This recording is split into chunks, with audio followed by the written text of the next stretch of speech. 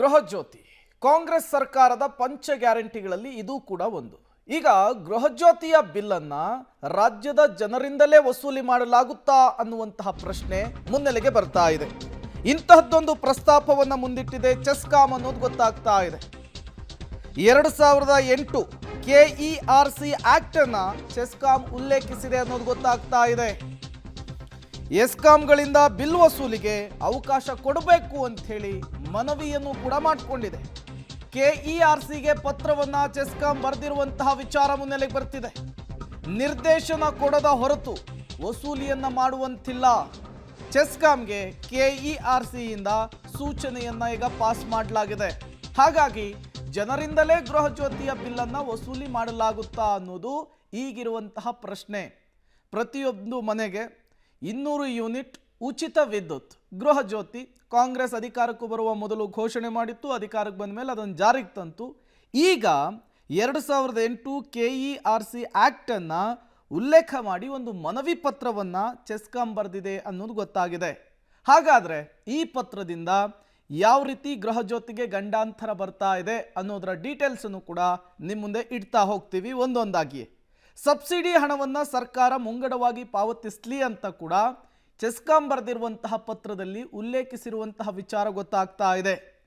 ಇಲ್ಲವೇ ಜನರಿಂದಲೇ ವಸೂಲಿ ಮಾಡಲಿಕ್ಕೆ ಅವಕಾಶ ಕೊಡಿ ಅಂತ ಹೇಳಿ ಪತ್ರದಲ್ಲಿ ಚೆಸ್ಕಾಂ ಉಲ್ಲೇಖಿಸಿರುವಂಥದ್ದು. ಇದೊಂದು ಸಾಲಿದೆಯಲ್ಲ, ಇದೇ ಈಗ ಚರ್ಚೆಗೆ ಗ್ರಾಸವಾಗ್ತಾ ಇದೆ. ಸಬ್ಸಿಡಿ ಹಣವನ್ನು ಸರ್ಕಾರ ಮುಂಗಡವಾಗಿ ಪಾವತಿಸಲಿ ಇಲ್ವಾ, ಜನರಿಂದಲೇ ನೇರವಾಗಿ ವಸೂಲಿ ಮಾಡಲಿಕ್ಕೆ ಅವಕಾಶವನ್ನು ಕೊಡಲಿ ಅಂತ ಹೇಳಿ ಪತ್ರವನ್ನು ಬರೆದಿರುವಂತಹದ್ದು ಚೆಸ್ಕಾಂ ಪ್ರಸ್ತಾವನೆಗೆ KERC ಒಪ್ಪಿದ್ರೆ ಜನತೆಗೆ ಈಗೊಂದು ಶಾಕ್ ತಗಲೋದಂತೂ ಫಿಕ್ಸ್ ಅಂತ ಹೇಳಲಾಗ್ತಾ ಇದೆ. 1.79 ಕೋಟಿ ಗೃಹಜ್ಯೋತಿ ಫಲಾನುಭವಿಗಳಿಗೆ ಶಾಕ್ ಫಿಕ್ಸ್ ಆಗ್ಬಿಡುತ್ತಾ ಹಾಗಾದ್ರೆ ಅನ್ನುವಂತಹ ಪ್ರಶ್ನೆ ಕೂಡ ಈ ಪತ್ರದ ಮೂಲಕ ಮುನ್ನೆಲೆಗೆ ಬರ್ತಾ ಇದೆ. ಗೃಹಜ್ಯೋತಿ ಯೋಜನೆಯಡಿ ಎಸ್ಕಾಂಗಳಿಗೆ ಸಬ್ಸಿಡಿ ಪಾವತಿಯಾಗಬೇಕು. ಎಸ್ಕಾಂಗಳಿಗೆ ಪ್ರತಿ ವರ್ಷ 1602 ಕೋಟಿ ಸಬ್ಸಿಡಿ ಪಾವತಿ ಆಗಬೇಕು. ಈ ಸಾವಿರಾರು ಕೋಟಿ ಸಬ್ಸಿಡಿ ಪಾವತಿಗೆ 3-4 ತಿಂಗಳು ವಿಳಂಬ ಆಗ್ತಾ ಇದೆಯಂತೆ. ಹಾಗಾಗಿಯೇ ಚೆಸ್ಕಾಂ ಈಗ ಪತ್ರವನ್ನು ಬರೆದಿದೆ. ಸಬ್ಸಿಡಿ ಕೊಟ್ಟರೂ ಕೂಡ ಸಂಪೂರ್ಣ ಹಣವನ್ನು ಕೊಡಲಿಕ್ಕೆ ಸರ್ಕಾರದಿಂದ ಸಾಧ್ಯವಾಗ್ತಿಲ್ಲ. ಇದರಿಂದ ಎಸ್ಕಾಂಗಳಿಗೆ ಈಗಾಗಲೇ ಇರುವಂತಹ ಆರ್ಥಿಕ ಸಮಸ್ಯೆಯ ಮೇಲೆ ಇದು ಮತ್ತೊಂದು ಹೊಡೆತ ಕೊಡುವಂತಹ ಸಾಧ್ಯತೆ ಇದೆ. ಈ ಗ್ಯಾರಂಟಿ ಯೋಜನೆಯಿಂದ ಎಸ್ಕಾಂಗಳಿಗೆ ಸರ್ಕಾರ ಪೆಟ್ಟು ಕೊಡ್ತಾ ಇದೆ. ವಿಧಿ ಇಲ್ಲದೆ ಈಗ KERC ನಿಯಮದಡಿಯೇ ಪರಿಹಾರಕ್ಕೆ ಎಸ್ಕಾಂಗಳು ಮೊರೆ ಹೋಗಿರುವಂಥದ್ದು. ಹಾಗಾಗಿಯೇ ಚೆಸ್ಕಾಂ ಪತ್ರವನ್ನು ಬರೆದಿರುವಂಥದ್ದು. ಈ ಪತ್ರ ಸಹಜವಾಗಿಯೇ ಈ ಗೃಹಜ್ಯೋತಿ ಫಲಾನುಭವಿಗಳಿಗೆ ಒಂದು ರೀತಿಯ ಟೆನ್ಷನ್ ಅಂತೂ ಜಾಸ್ತಿ ಮಾಡಿರುವಂಥದ್ದು ಎದ್ದು ಕಾಣಿಸ್ತಾ ಇದೆ. ಈಗ ಗೃಹಜ್ಯೋತಿ ಬಿಲ್ಲನ್ನು ಜನರಿಂದ ವಸೂಲಿ ಮಾಡಿಕೊಳ್ಳೋದಕ್ಕೆ ಅವಕಾಶ ಕೊಡಿ ಅಂತ ಹೇಳಿ ಚೆಸ್ಕಾಂ ಏನೋ ಪತ್ರವನ್ನು ಬರೆದಿದೆ. ಒಂದು ವೇಳೆ KERCಗೆ ಬರೆದಿರುವಂತಹ ಪತ್ರ ಅಪ್ರೂವಲ್ ಆಗಿದ್ದೇ ಆದರೆ ವಾಟ್ ನೆಕ್ಸ್ಟ್ ಅನ್ನುವಂತಹ ಪ್ರಶ್ನೆ ಕೂಡ ಮುಂಚೂಣಿಗೆ ಬರ್ತಾ ಇದೆ. ಅದಕ್ಕೂ ಕೂಡ ಉತ್ತರವನ್ನು ಕೊಡ್ತಾ ಹೋಗ್ತೀವಿ. ನೋಡಿ, KERC ಚೆಸ್ಕಾಂ ಪ್ರಸ್ತಾಪವನ್ನು ಒಪ್ಪಿದ್ದೇ ಆದರೆ ಗೃಹಜ್ಯೋತಿ ಬಳಕೆದಾರರು ಮೊದಲು ಬಿಲ್ಲನ್ನು ಪೇ ಮಾಡಬೇಕಾಗುತ್ತೆ, ಪಾವತಿಸಬೇಕಾಗುತ್ತೆ.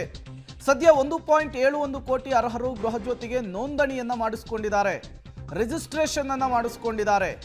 ಇದರಲ್ಲಿ 1.65 ಕೋಟಿ ಕುಟುಂಬಗಳಿಗೆ ಶೂನ್ಯ ಬಿಲ್ ಬರ್ತಾ ಇದೆ. ಅಂದ್ರೆ ಲಿಮಿಟ್ ಒಳಗಿನ ಕರೆಂಟ್ ಬಿಲ್ ಅನ್ನು ಅವರು ಬಳಕೆ ಮಾಡ್ಕೊಳ್ತಾ ಇದ್ದಾರೆ. ಬೆಸ್ಕಾಂ ವ್ಯಾಪ್ತಿಯಲ್ಲಿಯೇ 70 ಲಕ್ಷ ಗೃಹಜ್ಯೋತಿ ಫಲಾನುಭವಿಗಳಿದ್ದಾರೆ ಅನ್ನೋದು ಗೊತ್ತಾಗ್ತಾ ಇದೆ.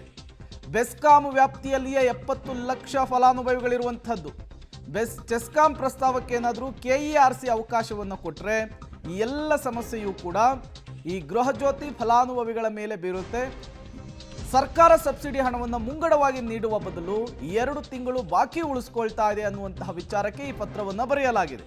2008ರ KERC ನಿಯಮಗಳ ಪ್ರಕಾರ ಪರಿಗಣಿಸಿದ್ದೇ ಆದರೆ ಅವಕಾಶವನ್ನು ಕೊಡಬೇಕಾಗಬಹುದು ಅನ್ನುವಂತಹ ಅಂಶವೊಂದು ಮುನ್ನೆಲೆಗೆ ಬರ್ತಾ ಇರುವಂಥದ್ದು.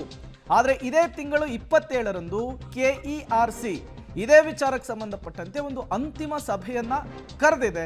ಆ ಅಂತಿಮ ಸಭೆಯಲ್ಲಿ ಏನಾಗುತ್ತೆ ಅನ್ನುವಂಥದ್ದು, ಆ ಸಭೆಯಲ್ಲಿ ಏನು ತೀರ್ಮಾನ ಮಾಡುತ್ತೆ ಅನ್ನೋದೇ ಈಗಿರುವಂತಹ ಕುತೂಹಲ. KERC ಒಂದು ವೇಳೆ ಚೆಸ್ಕಾಂ ಪ್ರಸ್ತಾವವನ್ನು ಒಪ್ಪಿದ್ದೇ ಆದರೆ ಆ ಸಭೆಯಲ್ಲಿ ಬಹುತೇಕ ಗೃಹಜ್ಯೋತಿ ಫಲಾನುಭವಿಗಳಿಗೆ ಒಂದು ರೀತಿ ಶಾಕಿಂಗ್ ನ್ಯೂಸ್ ಹೊರಬೀಳುವಂತಹ ಸಾಧ್ಯತೆ ಇದೆ. ಗೃಹಜ್ಯೋತಿ ಬಳಕೆದಾರರು ಮೊದಲು ಬಿಲ್ಲನ್ನು ಪಾವತಿಸಬೇಕಾದಂತಹ ಅನಿವಾರ್ಯತೆ ಕೂಡ ಸೃಷ್ಟಿಯಾಗಬಹುದು. ಮತ್ತಷ್ಟು ಡೀಟೇಲ್ಸ್ ಅನ್ನು ಕೊಡ್ತಾರೆ ಪೊಲಿಟಿಕಲ್ ಬ್ಯೂರೋ ಹೆಡ್ ರವೀಶ್ ನೇರ ಸಂಪರ್ಕದಲ್ಲಿ ಜಾಯಿನ್ ಆಗಿದ್ದಾರೆ. ರವೀಶ್, ಇಲ್ಲಿಯವರೆಗೂ ಗೃಹಜ್ಯೋತಿ ಫಲಾನುಭವಿಗಳು ಉಚಿತವಾಗಿ ವಿದ್ಯುತ್ತನ್ನು ಬಳಕೆ ಮಾಡ್ತಾ ಇದ್ರು. ಈಗ ಒಂದು ಹೊಸ ಪ್ರಸ್ತಾವನೆಯನ್ನ ಚೆಸ್ಕಾಂ ಸಲ್ಲಿಸ್ತಾ ಇದೆ. ಯಾಕಾಗಿ ಈ ಪ್ರಸ್ತಾವನೆಯಿಂದ ಸದ್ಯಕ್ಕೆ ಏನೆಲ್ಲ ಬೆಳವಣಿಗೆಗಳಾಗ್ತಾ ಇದೆ ಅಂತ ಹೇಳಿ? ಪ್ರಮುಖವಾಗಿರ್ತಕ್ಕಂಥದ್ದು 2024 ನವೆಂಬರ್ನಲ್ಲಿ ಈ ಒಂದು ಚೆಸ್ಕಾಂ ಪ್ರಸ್ತಾವನೆಯನ್ನು ಸಲ್ಲಿಸಿದ್ದಾರೆ. ಅಂದರೆ ದರ ಏರಿಕೆ ಪರಿಷ್ಕರಣೆ ಏನಿದೆ, ಈ ಪರಿಷ್ಕರಣೆಯ ಜೊತೆಯಲ್ಲೂ ಕೂಡ ಈ ಒಂದು ಪ್ರಸ್ತಾಪವನ್ನು ಸಲ್ಲಿಸಿರ್ತಕ್ಕಂಥದ್ದು. ಅಂದರೆ ಸರ್ಕಾರದ ಯೋಜನೆಗಳು, ಸಬ್ಸಿಡಿ ಯೋಜನೆಗಳೇನಿದೆ, ಅದರಲ್ಲೂ ಕೂಡ 200 ಯೂನಿಟ್ ತನಕವೂ ಕೂಡ ಉಚಿತವಾಗಿ ವಿದ್ಯುತ್ ಕೊಡುವಂಥ ಯೋಜನೆ ಏನಿದೆ, ಇದಕ್ಕೆ ಸಂಬಂಧಪಟ್ಟಂತೆ ಸರ್ಕಾರ ಮುಂಗಡವಾಗಿ ಹಣ ಪಾವತಿ ಮಾಡದಿದ್ದರೆ ಅದಕ್ಕೆ ಜನರಿಂದಲೇ ನಾವು ಆ ಹಣವನ್ನು ಬರೆಸ್ಕೊಂಡು ತದನಂತರ ಸರ್ಕಾರ ಅವ್ರಿಗೆ ಪೇ ಮಾಡ್ಕೊಳ್ಳೋ ರೀತಿಯ ಅನುಕೂಲ ಮಾಡಿಕೊಡ್ಬೇಕು ಅಂತ ಒಂದು ಪ್ರಸ್ತಾಪವನ್ನು ಇಟ್ಟಿದ್ದಾರೆ. KERC ಇಲ್ಲಿ ತನಕವೂ ಕೂಡ ಆ ಬಗ್ಗೆ ಯಾವುದೇ ರೀತಿಯ ತೀರ್ಮಾನವನ್ನು ತೆಗೆದುಕೊಂಡಿಲ್ಲ. ಅಂದರೆ ಈ ವರ್ಷದ ಅಂತ್ಯಕ್ಕೆ, ಅಂದರೆ ಅವರು ಏಪ್ರಿಲ್ 1, 2025ರಿಂದ ಜಾರಿಯಾಗುವಂತೆ ಈ ಅವಕಾಶವನ್ನು ಮಾಡಿಕೊಡಿ ಅಂತ ಕೇಳಿರ್ತಕ್ಕಂಥದ್ದು. ಹಾಗಾಗಿ KERC ವಿಚಾರಣಾ ಸಭೆಗಳು ಈಗಾಗಲೇ ನಡೀತಾ ಇದೆ. ಅಂದರೆ ಇದೇ ಫೆಬ್ರವರಿ 27ಕ್ಕೆ KERCಯ ಅಂತಿಮ ಸಭೆ ಇದೆ. ಆ ಒಂದು ಸಭೆಯಲ್ಲಿ ಏನಾದರೂ ಈ ಬಗ್ಗೆ ಅಂತಿಮ ತೀರ್ಮಾನ ತೆಗೆದುಕೊಳ್ತಾರಾ ಇಲ್ವೋ ಅನ್ನೋದ್ರ ಬಗ್ಗೆ ಕೂಡ ಸಾಕಷ್ಟು ಕುತೂಹಲ ಮೂಡಿಸಿದೆ. ಅಂದರೆ ಒಂದು ಅಕ್ಸೆಪ್ಟ್ ಮಾಡಬೇಕು, ಇಲ್ಲ ರಿಜೆಕ್ಟ್ ಮಾಡಬೇಕು, ಈ ಎರಡೇ ಆಪ್ಷನ್ಸು KERC ಮುಂದೆ ಇರ್ತಕ್ಕಂಥದ್ದು. ಹಾಗಾಗಿ ಏನು ಮಾಡ್ತಾರೆ ಅಂತ ಅಂದರೆ 2008ರ KERC ನಿಯಮಾವಳಿಗಳಲ್ಲಿ ಈ ಒಂದು ರೂಲ್ಸನ್ನು ಕೂಡ ತೆಗೆದುಕೊಂಡಿರ್ತಕ್ಕಂಥದ್ದು. ಅಂದರೆ ಆ್ಯಕ್ಟನ್ನು ತಂದಿದ್ದಾರೆ, ಆ ಆ್ಯಕ್ಟಲ್ಲೂ ಕೂಡ ಈ ನಿಯಮಾವಳಿಗಳಿದೆ. ಅಂದರೆ ಸರ್ಕಾರದ ಸಬ್ಸಿಡಿ ಯೋಜನೆಗಳೇನಾದರೂ ಅದಕ್ಕೆ ಸಂಬಂಧಪಟ್ಟಂತೆ ಸರ್ಕಾರ ಮುಂಗಡವಾಗಿ ಆ ಒಂದು ಹಣವನ್ನು ಬಿಡುಗಡೆ ಮಾಡದೇ ಇದ್ದರೆ ಅದನ್ನು ಸಾರ್ವಜನಿಕರಿಂದಲೇ ಜನರಿಂದಲೇ ವಸೂಲಿ ಮಾಡತಕ್ಕದ್ದು ಅನ್ನೋ ನಿಯಮಾವಳಿ ಇದೆ. ಆದರೆ ಅದು ಗೃಹಜ್ಯೋತಿಗೆ ಅಪ್ಲೈ ಆಗಿಲ್ಲ, ಆ ಒಂದು ಯೋಜನೆಯಿಂದ ಹೊರಗಡೆ ಇಟ್ಟಿರ್ತಕ್ಕಂಥದ್ದು. ಈಗ ಚೆಸ್ಕಾಂ ಇದನ್ನು ಎತ್ತಿರ್ತಕ್ಕಂಥ ಹಿನ್ನೆಲೆಯಲ್ಲಿ KERC ಆ ಆ್ಯಕ್ಟ್ ನಡಿಯಲ್ಲೇ ನಾವು ಕ್ರಮಗಳನ್ನು ತೆಗೆದುಕೊಳ್ತೇವೆ, ಸ್ಟ್ರಿಕ್ಟ್ ಆಗಿರ್ತೇವೆ ಅಂತ ಏನಾದರೂ ಆ ಒಂದು ತೀರ್ಮಾನಕ್ಕೆ ಬದ್ಧರಾಗಿದ್ದರೆ ಖಂಡಿತವಾಗಿ ಕೂಡ ಗೃಹಜ್ಯೋತಿ ಬಳಕೆದಾರರಿಗೆ ದೊಡ್ಡ ಮಟ್ಟದ ಶಾಕ್ ಇರುತ್ತೆ. ಹಾಗಾಗಿ KERCಯ ತೀರ್ಮಾನದತ್ತ ಎಲ್ಲರ ಚಿತ್ತ ಇರತಕ್ಕಂಥದ್ದು. ಈ ನಡುವೆ ಈ ಚೆಸ್ಕಾಂ ಪತ್ರ ಬರೆದಿರ್ತಕ್ಕಂಥದ್ದು, ಪ್ರಸ್ತಾಪ ಇಟ್ಟಿರ್ತಕ್ಕಂಥದ್ದು ರಾಜ್ಯ ಸರ್ಕಾರಕ್ಕೆ ಗೊತ್ತಿರಲ್ವಾ ಅಂತ. ಯಾಕೆಂದರೆ ಆ ಒಂದು ಇಂಧನ ಇಲಾಖೆ ಅಡಿಯಲ್ಲೇ ಒಂದು ಚೆಸ್ಕಾಂಗಳು ಕೂಡ ಬರ್ತಾ ಇರ್ತಕ್ಕಂಥದ್ದು. ಈ ಹಿನ್ನೆಲೆಯಲ್ಲಿ ಅವರು ಸರ್ಕಾರದ ಗಮನಕ್ಕೆ ತಾರದೆ ಎಲ್ಲೋ ಒಂದು ಕಡೆ ಆ ಒಂದು ಪ್ರಸ್ತಾಪವನ್ನು ಇಟ್ಟರ ಅನ್ನೋದ್ರ ಬಗ್ಗೆ ಕೂಡ ದೊಡ್ಡ ಮಟ್ಟದಲ್ಲಿ ಚರ್ಚೆ ಆಗ್ತಾ ಇದೆ. ಯಾಕೆಂದರೆ ಇಲ್ಲಿ ತನಕವೂ ಕೂಡ ಸರ್ಕಾರ ಈ ಬಗ್ಗೆ ಯಾವುದೇ ರಿಯಾಕ್ಟ್ ಮಾಡಿಲ್ಲ, ಮತ್ತು ಇಂಧನ ಸಚಿವರು ಕೂಡ ಈ ಬಗ್ಗೆ ಸಂಪರ್ಕಕ್ಕೆ ಸಿಕ್ಕಿಲ್ಲ. ಹಾಗಾಗಿ ಸಂಜೆ ಒಳಗಡೆಯೂ ಕೂಡ ಅದಕ್ಕೆ ಕ್ಲಾರಿಟಿ ಕೊಡುವಂಥ ಚಾನ್ಸಸ್ ಕೂಡ ಜಾಸ್ತಿ ಇರುತ್ತೆ. ಆದರೆ ಇದನ್ನೇ ವಿಪಕ್ಷಗಳು ಅಸ್ತ್ರವನ್ನಾಗಿ ಮಾಡ್ಕೊಂಡಿರ್ತಕ್ಕಂಥದ್ದು. ಗ್ಯಾರಂಟಿ ಯೋಜನೆಗಳ ಹೆಸರಿನಲ್ಲಿ ಎಲ್ಲೋ ಒಂದು ಕಡೆ ಜನರಿಗೆ ಒಂದು ರೀತಿಯಲ್ಲಿ ಒಂದು ಕಣ್ಣಿಗೆ ಮಣ್ಣೆರಚುವಂಥ ಕೆಲಸವನ್ನು ಕಾಂಗ್ರೆಸ್ ಸರ್ಕಾರ ಮಾಡ್ತಾ ಇದೆ ಅಂತ ಕೂಡ ಅವರು ಆರೋಪ ಮಾಡ್ತಾ ಇರ್ತಕ್ಕಂಥದ್ದು. ಹಾಗಾಗಿ ಅಂತಿಮವಾಗಿ KERCಯ ತೀರ್ಮಾನ ಏನು ಮತ್ತು ಸರ್ಕಾರ ಈ ವಿಚಾರದಲ್ಲಿ ಯಾವ ರೀತಿ ಕ್ಲಾರಿಟಿ ಕೊಡುತ್ತೆ ಕಾದು ನೋಡಬೇಕು. Prem. Okay, thank you Ravish ತಮ್ಮೆಲ್ಲ ಮಾಹಿತಿಗಾಗಿ.